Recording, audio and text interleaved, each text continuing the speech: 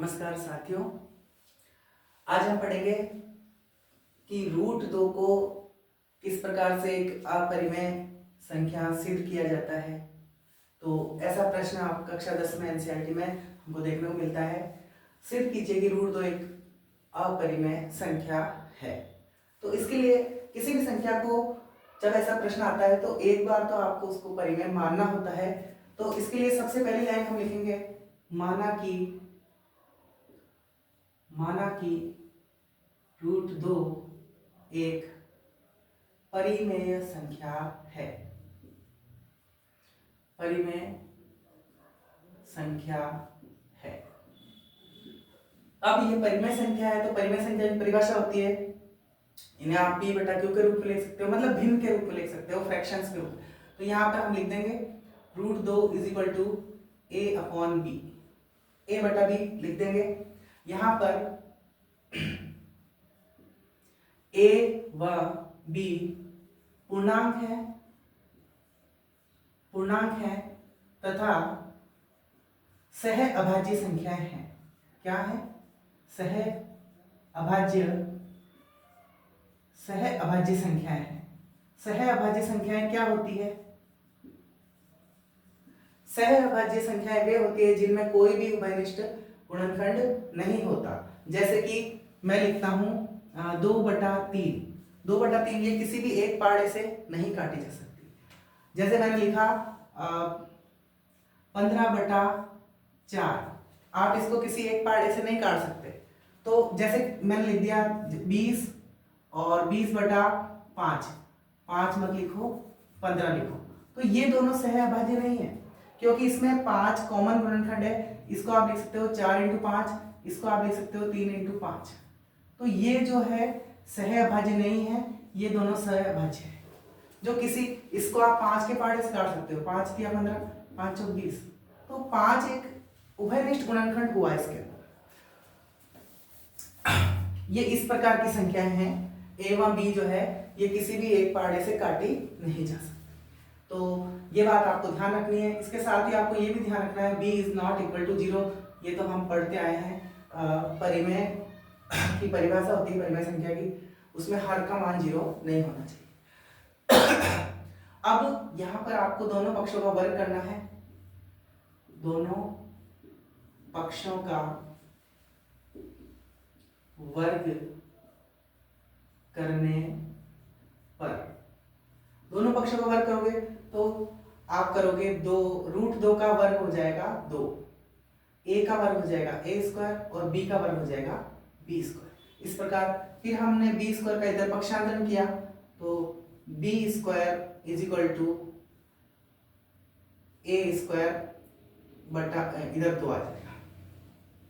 इसको हमने समीकरण दे दी, समीकरण 1। यहां आप देख रहे हैं a² है वो 2 से विभाजित हो रहा है। कैसे हो रहा है? 2 को अगर हम इधर पक्षांतरण करते हैं तो ये इसके हर में जाता है, बट्टे में जाता है। यहां हम कह सकते हैं a² में इसका भाग लगता है। इधर हम इसी संख्या को लेंगे, 2b² बराबर a² दे रखा है आपको, तो b² बराबर हो जाएगा a²। ये 2 कहां जाएगा? इसके बट्टे में आ जाएगा, अर्थात a² में 2 का भाग लग रहा है। तो इसके लिए हम कह सकते हैं कि यहां a² 2 से विभाजित होता है, 2 से विभाजित होता है। तो a भी 2 से विभाजित होगा। यह आपके एक प्रमेय है एनसीईआरटी के अंदर, जिसमें यह लिखा रहता है कि यदि कोई वर्ग संख्या किसी अन्य संख्या से विभाजित हो रही है तो उसका वर्गमूल भी उसी संख्या से विभाजित होगा। इधर समझते हैं हम। जैसे मैंने एक संख्या ली है 49। अगर 49 7 से विभाजित हो रही है तो 49 का वर्गमूल यानी कि 7 भी 7 से विभाजित होगा। इसको ऐसे नहीं समझना चाहे। एक और उदाहरण समझते हैं। जैसे कोई संख्या है 100 में 5 का भाग जाता है तो 100 का वर्गमूल होता है 10, 10 में भी 5 का भाग जाएगा।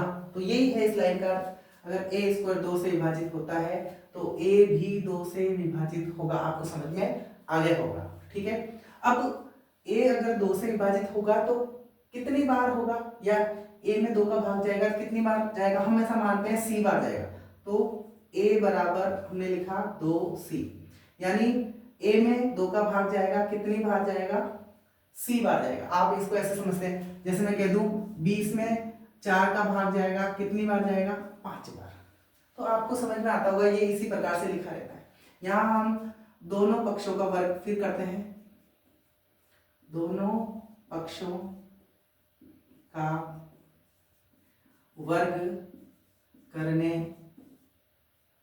पर, दोनों पक्षों का वर्ग करोगे इधर आ जाएगा आपके ए स्क्वायर बराबर 2 का स्क्वायर 4, सी का वर्ग सी स्क्वायर। यहां से आप देख रहे हैं ये ए स्क्वायर का मान 4c स्क्वायर, यहां से आपने देखा ए स्क्वायर का मान 2b स्क्वायर।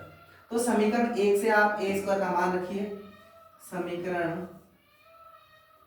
1 से ए स्क्वायर का मान प्रतिस्थापित करने पर या रखने पर, प्रतिस्थापित करने पर ए स्क्वायर के स्थान पर ये इसके बराबर है, ये मान हम रख देते हैं इधर। तो हमने लिखा 2b स्क्वायर बराबर ए स्क्वायर के स्थान पे 2b स्क्वायर रखा क्योंकि बराबर है, और इधर हमने लिखा 4c स्क्वायर। अब 2 का इसमें भाग लग गया, 2 एकम 2, 2 दूना 4, तो ये इससे कट जाएगा कितनी बार, 2 बार। ये आपके आ जाएगा उत्तर 2c स्क्वायर। यहां पर आप देखेंगे इस 2 का पक्षांतर होगा तो इसके बट्टे में आएगा ये, तो इसका अर्थ ये हुआ यहां b स्क्वायर 2 से विभाजित होगा, यहां b स्क्वायर 2 से विभाजित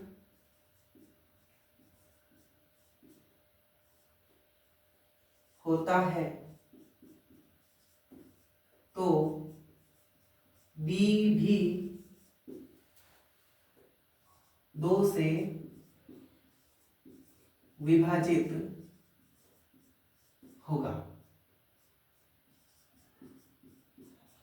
b भी 2 से विभाजित होगा। अर्थात हम कह सकते हैं 2 जो है a और b का एक उभयनिष्ठ गुणनखंड है। अतः 2 a व b का एक उभयनिष्ठ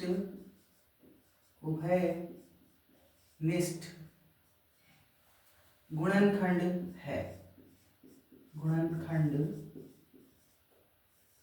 है। तो एक विरोधाभास की स्थिति उत्पन्न हुई है। यहां हम कह रहे हैं कि ये दोनों सह अभाज्य हैं, अर्थात इनमें कोई भी उभयनिष्ठ गुणनखंड नहीं है, कोई भी समान पहाड़े से ये विभाजित नहीं होती, जबकि इधर तो a भी 2 से विभाजित हो रहा है, b भी 2 से विभाजित, तो 2 इसमें कॉमन एक गुणनखंड आ गया, उभयनिष्ठ गुणनखंड आ गया। तो ये विरोधाभास किस वजह से हुआ है, ये विरोध की स्थिति क्यों उत्पन्न हुई है, इसके बारे में हमको लिखना है थोड़ा सा। यह विरोधाभास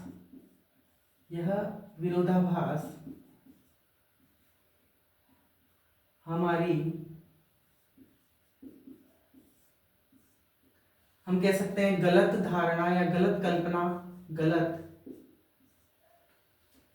परिकल्पना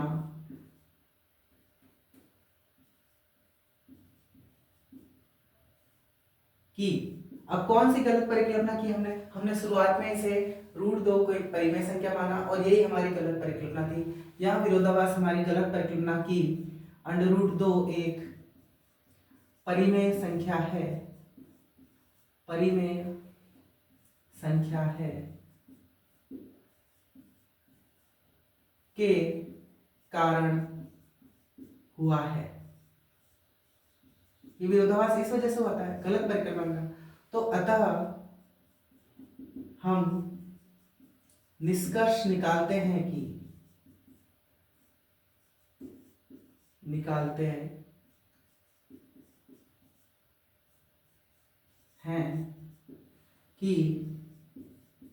√2 एक अपरिमेय अपरिमेय संख्या है। तो इस प्रकार हम √2 को एक अपरिमेय संख्या सिद्ध कर पाते हैं। तो इस प्रकार आप इसको 2 से 3 बार अगर समझते हुए इसकी अभ्यास करोगे तो ये आपको इस प्रकार के अन्य प्रश्न भी आप कर पाओगे। √2 के स्थान पर √3 भी आ सकता है, √5 भी आ सकता है, √7, 6 जिनका पूर्ण वर्गमूल नहीं निकलता, ऐसी सभी अपरिमेय संख्याएं होती है। तो इनका आप अभ्यास करिए। ऐसा प्रश्न आपके परीक्षा में आपको बार बार देखने को मिलता है। धन्यवाद।